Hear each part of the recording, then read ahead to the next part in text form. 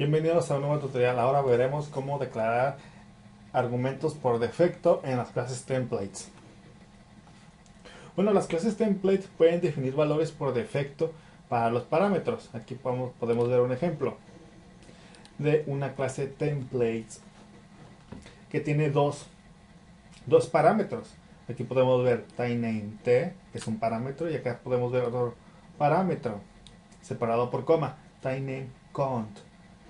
Bueno, aquí estamos definiendo un valor por defecto para el parámetro del tipo llamado cont o contenedor.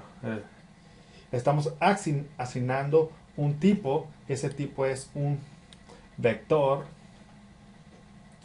de tipo T. Y bueno, después sigue el nombre de la clase. Y aquí podemos ver cómo podemos hacer uso de estos parámetros por defecto dentro de la clase template. Cont define el contenedor. Este parámetro, el segundo parámetro, define el contenedor que quieres utilizar para la clase stack. Por defecto, la clase stack va a utilizar un contenedor de tipo vector, pero tú puedes especificarle cuando lo utilices en el segundo parámetro qué tipo de contenedor quieres utilizar. No. Si no especificas, el contenedor va a usar un vector. Y si especificas, pues va a usar el que tú especifiques. Entonces aquí declaramos el contenedor y lo llamamos data. Por defecto va a ser un vector. Y bueno, lo demás es igual. Tenemos un método push, un método pop y un método top que retornan un valor de tipo T, y bueno, aquí toma un valor de tipo T y lo almacena dentro del contenedor o array. Como bueno, ahora sí vamos a ver eh, cómo definir estas funciones.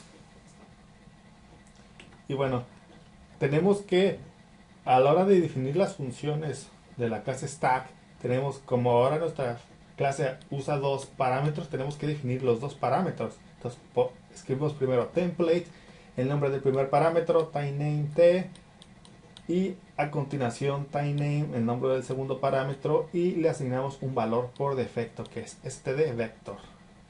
Si te fijas, el segundo parámetro hace referencia al primer parámetro. Aquí lo estamos viendo.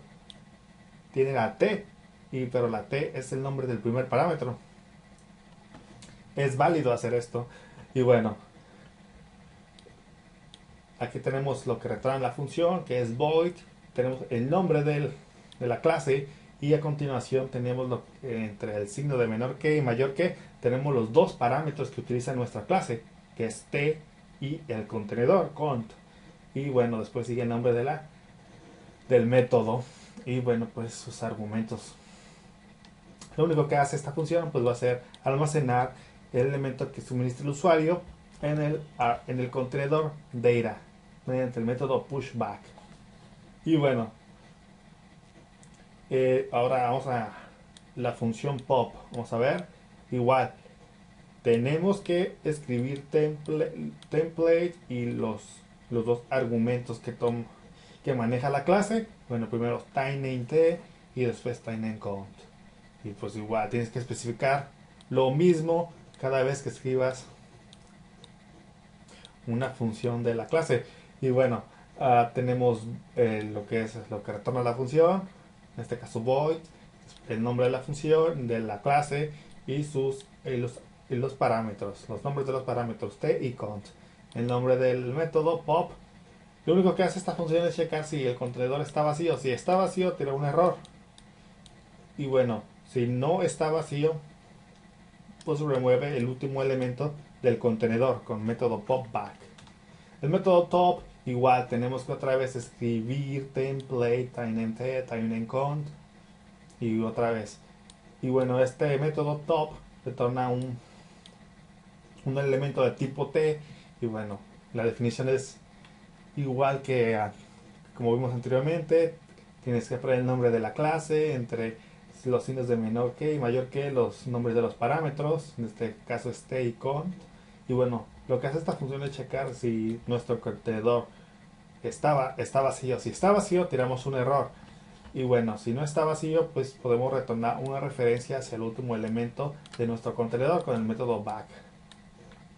Y bueno, ¿cómo utilizamos esta clase que tiene su segundo parámetro por defecto? Bueno, vamos a ver. Bueno, aquí podemos ver que todo el código está dentro de un try catch para manejar todo esto de forma robusta. Y bueno, aquí podemos ver el uso de la clase stack. Bueno, en este primer ejemplo, en esta primera línea, podemos ver que no estamos haciendo uso del segundo parámetro, lo que quiere decir que el objeto inStack va a utilizar como contenedor un vector, mientras que acá en esta segunda línea en el objeto double stack va a utilizar un contenedor del tipo DQ. Estamos sobreescribiendo el valor por defecto del segundo parámetro. Y bueno, en el objeto inStack almacenamos el número 10, lo mostramos en la pantalla, lo eliminamos y listo. Y bueno, acá el objeto double stack, le almacenamos el valor de 3.1416, lo mostramos en la pantalla y lo eliminamos. Y bueno, si hay algún error, pues aquí lo capturamos en el cache y retornamos exit failure si capturamos algún error.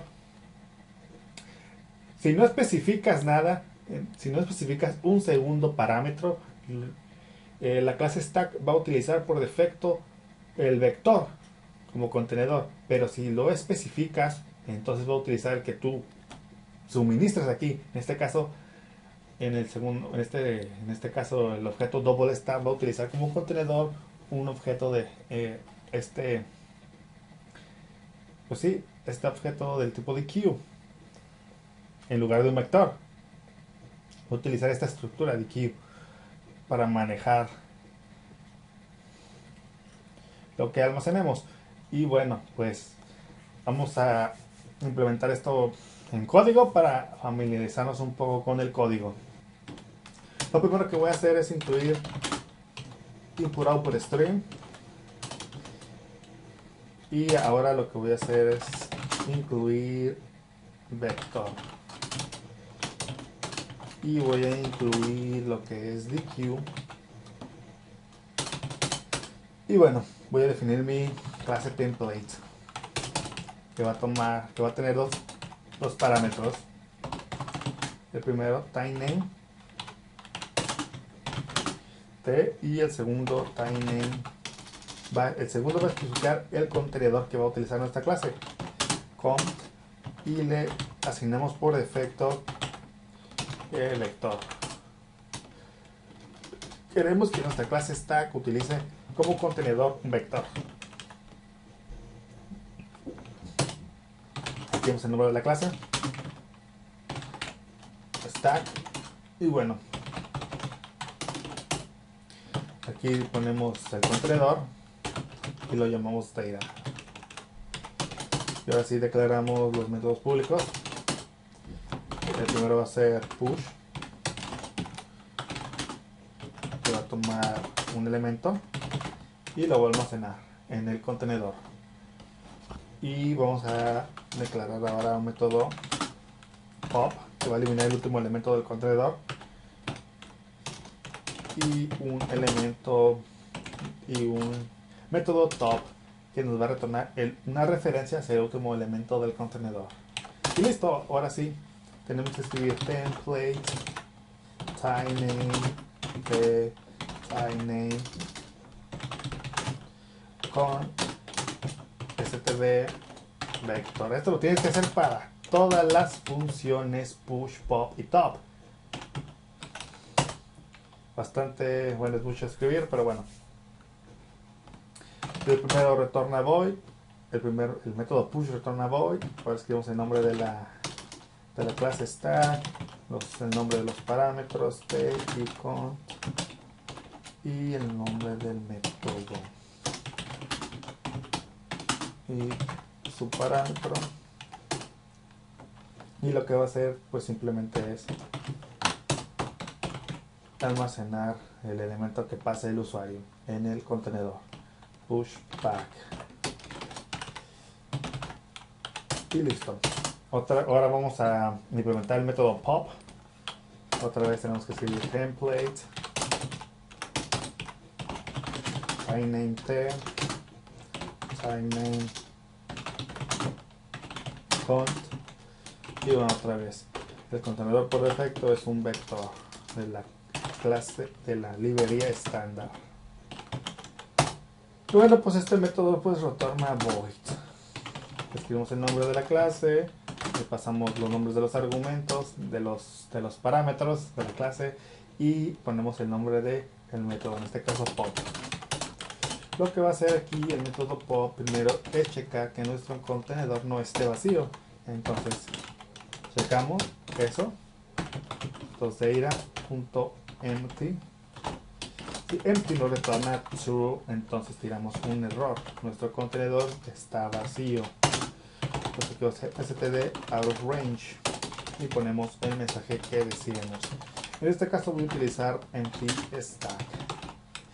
Y bueno, si no se ejecuta el if, quiere decir que nuestro contenedor no está vacío y podemos remover el último elemento del contenedor con el método pop back. Y ahora vamos a implementar el método top. Otra vez escribimos template typename, otra vez typename, en este caso con, y le especificamos el contenedor por defecto que es un vector de la librería estándar. Y bueno, nos retorna un elemento del tipo t. Ahora escribimos el nombre de la clase, los nombres de los parámetros y el nombre de la función o método. Y bueno, checamos que nuestro contenedor no esté vacío con el método empty. Si está vacío, pues tiramos un error con el con throw.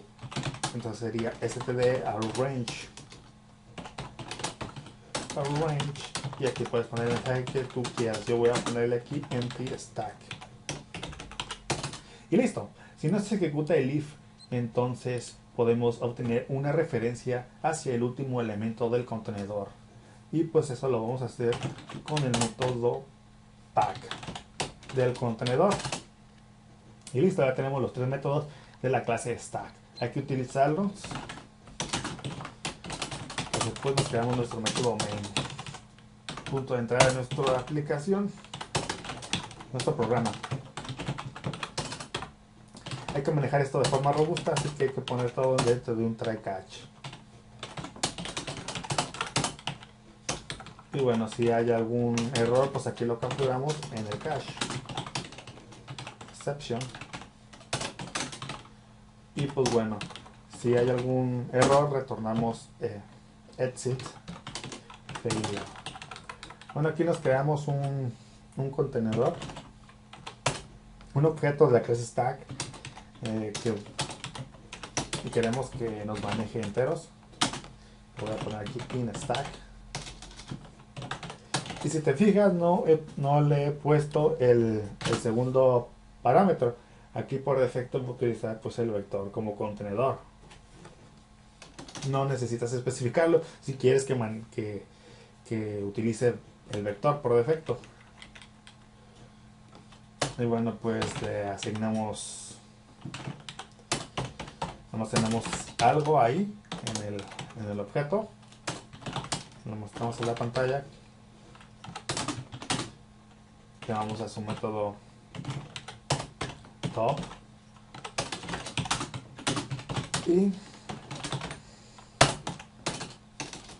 y lo eliminamos con pop. Ahora sí, aquí tenemos otro objeto de la clase stack. que maneje doubles. Y ahora el segundo parámetro sí lo voy a especificar y quiero que nuestro contenedor sea del tipo DQ.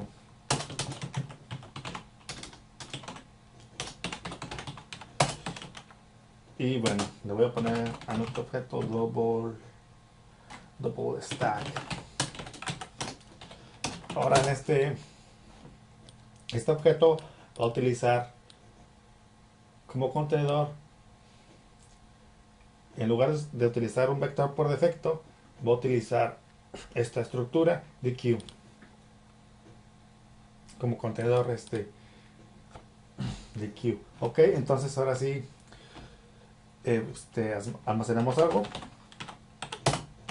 Le ponen aquí con el método push 3.1416 y lo mostramos en la pantalla. Llamando al método top, nos va a tomar el último elemento de nuestro contenedor, pero como nada más tiene un elemento, pues nos va a retornar en este caso 3.1416 y ya eliminamos el último elemento del contenedor llamando a pop. Como nada más tiene un elemento, pues va a eliminar 3.1416. Hay que correr esto para ver si funciona. Me marca un error, pues se me olvidó ponerle aquí los paréntesis en el método empty. Ahora sí, lo volvemos a correr. Y bueno, de hecho me sale aquí un 90, pero aquí cometí un error en el método top, pues obviamente tiene que retornar algo. Y ahora sí, volvemos a compilar. Y listo, podemos ver que los números sí coinciden, un 20 y 3.1416. Y pues bueno, después veremos más aplicaciones sobre cómo utilizar esto en algo más práctico que este ejemplo. Esto simplemente es por propósitos demostrativos, pero ya después veremos algo mucho más práctico. Bueno, esto va a ser todo por este tutorial. Cualquier duda me puedes preguntar en los comentarios.